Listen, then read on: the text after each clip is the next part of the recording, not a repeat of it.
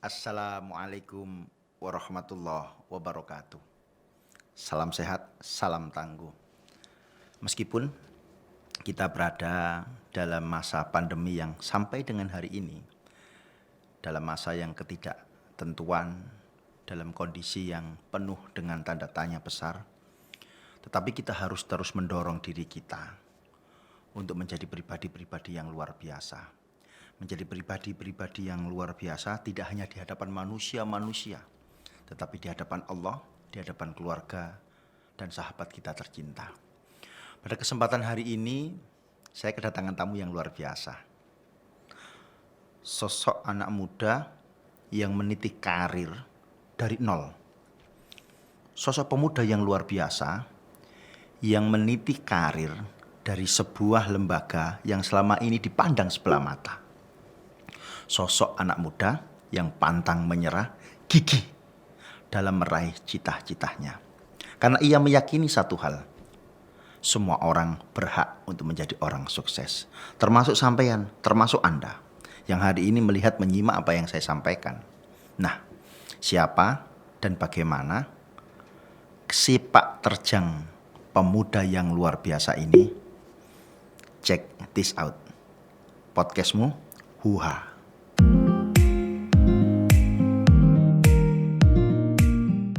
Assalamualaikum warahmatullahi wabarakatuh. Salam tangguh, salam sehat, salam kesejahteraan untuk kita semuanya. Baik sahabat podcastmu, seperti yang sudah saya sampaikan sebelumnya, bahwasanya pada kesempatan yang luar biasa ini saya akan menghadirkan sosok pemuda inspiratif, sosok pemuda yang meniti karirnya dari titik yang paling dasar, membutuhkan sebuah perjuangan yang tidak mudah, membutuhkan sebuah pengorbanan yang cukup besar, tetapi itu semua worth it ya untuk diraih. Nah, tidak panjang lebar, saya ingin menyapa ya, siapa sih sosok pemuda yang inspiratif itu? Baik, assalamualaikum warahmatullahi wabarakatuh, Mas Bagus, sehat? Waalaikumsalam warahmatullahi wabarakatuh. Alhamdulillah sehat. Nah, kita salam tos podcastmu dulu. Podcastmu, Huha, luar biasa. Baik, Mas Bagus, piye kabare, sehat? Alhamdulillah bikhair. Nah, istri anak sehat? Alhamdulillah. Alhamdulillah. Sahabat podcastmu, Mas Bagus ini adalah selain orang itu kan kadang-kadang melihat dari titik ya kesuksesannya, tapi jarang sekali yang mau melihat bagaimana proses untuk pada sampai di puncak hari ini. Betul Mas Bagus ya? Ya betul itu. Mungkin Mas Bagus ketika ketemu sama kolega, sama konsumen ndak percaya. Ye, mungkin terheran-heran. Bener ta Mas Bagus itu berasal dari situ? Nah, bener ta Mas Bagus itu santri itu? Nah, santri itu apa? Dari itu apa? Nanti kita bisa ulik bersama-sama. Baik Mas Bagus, bisa diceritakan titik bagaimana sampean bisa sampai ke titik ini? Silakan. Jadi gini Ustaz. Alhamdulillah saya dulu tahun 2007 alhamdulillah saya bisa masuk di Panti Asuhan. 2007. Iya, Mas. 2007. Tanggal 26 Juni saya. Wah, dilingi-iling tanggalnya. 26 Juni 2007. Nggak bisa saya lupakan itu. Oke, sejarah ya. Saya bisa masuk di Panti Asuhan Medah Karangpilang.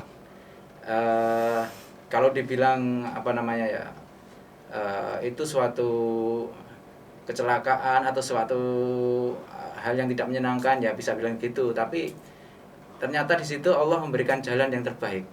Saya bisa mengatakan itu sebagai jalan yang terbaik karena apa? Kalau saya dulu tidak masuk panti ya kemungkinan saya juga seperti itu saja. Ya, alhamdulillah Allah memberi jalan yang lain sehingga saya bisa masuk di Panti Asuhan Muhammadiyah Karangpilang Surabaya. Nah, kemudian banyak sekali ilmu-ilmu yang saya dapatkan, pengalaman-pengalaman luar biasa yang tidak bisa saya ungkapkan lah. Nek diungkapno mungkin ceritanya bisa menjadi biasa. Sebuah seri film ya, gitu ya. Betul. 27 Juni 2007. 26 Juni 2007. Ya. Pertama kali masuk perasaan ya apa? Saya takut. Takut. Nah, terus terang kan saya dari desa Bojonegoro, entah dari framing atau dari apa dari pantai asuhan itu seolah-olah menakutkan. Nah, jadi pandangan awal saya itu masuk panti itu punya perasaan takut. Nah, kemudian apa ya?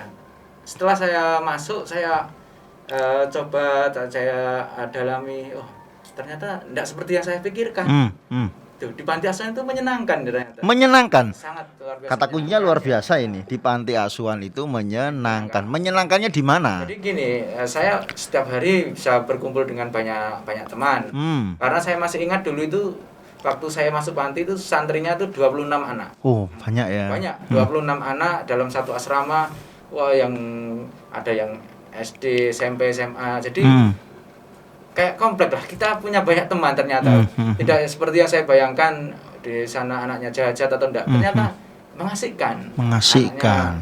Anaknya, ya mudah bergaul, terus kita mencoba untuk saling melengkapi lah satu sama lain dengan teman-teman yang lain gitu seperti itu. Mas Bagus, sampai tahun berapa keluar dari panti? Saya kan masuk itu usia SMA. SMA, kemudian 2010 lulus SMA dan saya alhamdulillah bisa kuliah di Universitas Muhammadiyah Surabaya. Alhamdulillah. Di Fakultas Agama Islam. Alumni UM Surabaya. Wah, arek-arek UM Surabaya iki kadernya ini ya. Jurusan apa? Syariah. Oh, syariah. Fakultas Agama Islam. Nyempal ya jurusan syariah sekarang bisnis menjadi luar biasa seperti ini. Iya, terus. Dari situ saya kuliah sampai 2014 lulus, kemudian pengabdian 2 tahun. Pengabdian di panti? Iya, di panti. Jadi 2016 baru keluar.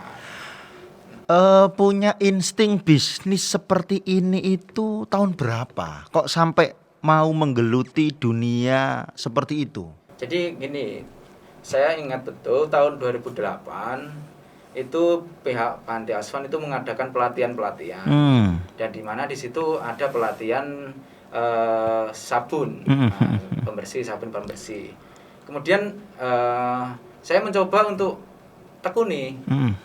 Jadi ada lah ya namanya santri, ada yang memang benar-benar fokus, ada yang tidak fokus, ada yang ya lain karena satu dengan yang lain kan ada motivasi yang berbeda. Oke. Nah, kemudian saya mencoba karena saya itu dari dulu memang dari SMP maupun SD itu saya suka jualan.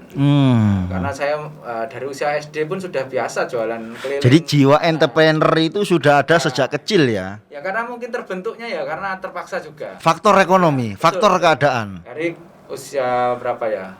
Kelas 5 SD lah ya. Itu terjadi hal yang tidak mengenakan dalam keluarga saya sehingga ada perpisahan antara ayah dan ibu saya.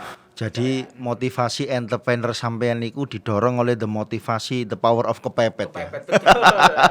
Sehingga memunculkan karena kepepet. Mungkin saya juga leha-leha. Iya. Zona nyaman, standar-standar seperti itu. Jadi, oke, balik ke yang 2008 tadi ada pelatihan terus ya. Nah, setelah ada pelatihan saya tekuni terus di waktu itu kelas 2 SMA ya.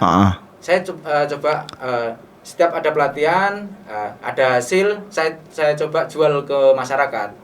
Ada yang saya bawa ke sekolahan. Kemudian waktu istirahat itu saya jual di produk yang sama ya, pembersih ini. Oke. Sekarang itu ya ilmu yang di 2008 dulu itu. Masya Allah. Nah, kemudian pulang sekolah karena dulu SMA itu pulangnya jam 2 itu ya. Betul. Nah, pulang sekolah itu nanti saya izin ke pengurus, saya mau jualan lah. Karena ini kan ada produk. Untuk membuat saya lebih terampil lagi dalam dunia bisnis atau berjualan seperti itu. Saya izin keliling, saya jual, ternyata ada hasil. Nah, di sini ada hasil, ada masukan, kemudian saya bisa menerima hasil, ada apa namanya? Keuntungan lah istilahnya. Keuntungan istilahnya seperti itu. Kemudian ini saya sepertinya enak lah kalau kita teruskan. Ini potensi, ini potensi ini. Karena masyarakat ternyata membutuhkan seperti ini, sama cuci piring, membersih lantai kan itu sangat dibutuhkan masyarakat. Jadi setiap rumah atau setiap keluarga pasti membutuhkan itu. Dulu sampean dalam 1 bulan mampu menjual berapa dulu waktu itu? Itu untuk SMA atau apa? Waktu SMA itu.